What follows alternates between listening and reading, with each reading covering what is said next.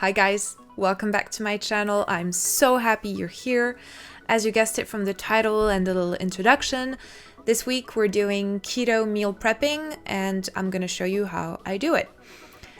First, don't forget to subscribe to the channel, like, and everything else. Also, I have an Instagram account where I post a lot more pictures than I used to. Now I'm really into it. Don't forget to check that out.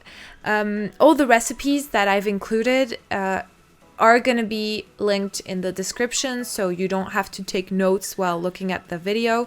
If you want to recreate them for yourself, there's a link and it will show you where to go because I created them on another website. Enjoy the video. This week I'll be showing you how I do my batch cooking. So let's start by taking everything that I'll need out of the fridge. I'll be starting with the cauliflower and broccoli gratin because it needs to stay in the oven for approximately 20 minutes. The first step is to cut up the vegetables and put them in a bowl. I'm taking out some oven-compatible glass Tupperware to start putting the vegetables in. I am trying to get a 50-50 ratio, but I do like broccoli more, so I'm more generous in these servings. Now I'm adding some extra virgin olive oil and some pepper,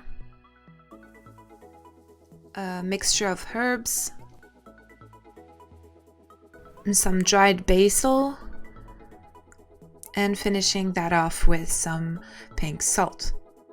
Now I'm adding some full-fat cream. For the 4 portions that I'm making, I'm using 500 milliliters, that's approximately 2.1 cups. And no gratin would be completed without some cheese at the top. Here I'm using some Grana Padano. It's an Italian cheese that usually people use for pasta, but it goes really well here. I'm being very generous because I love it when the tip of my gratin is crunchy. I preheated my oven to 220 degrees Celsius, that's approximately 430 Fahrenheit. I'm putting them in for 20 minutes approximately, it really depends on your taste. While this bakes in the oven, I'm moving on to cooking the rest of the cauliflower. I'm cutting up half an onion and taking out a pan with olive oil. When the oil is hot, I'm adding the onion and then the rest of the cauliflower.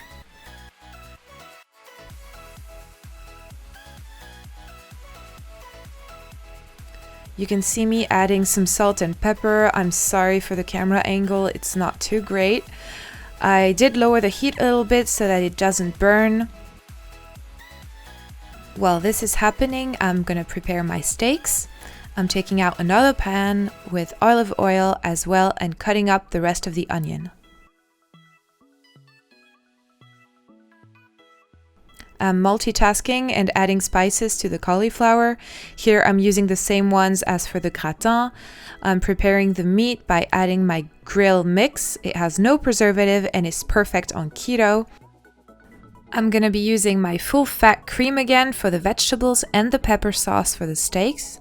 I'm adding a generous amount to the cauliflower. Since the pan for the meat is hot with the onions in, I can start cooking the steaks. I'm putting them in upside down so that I can add more spices to the other side.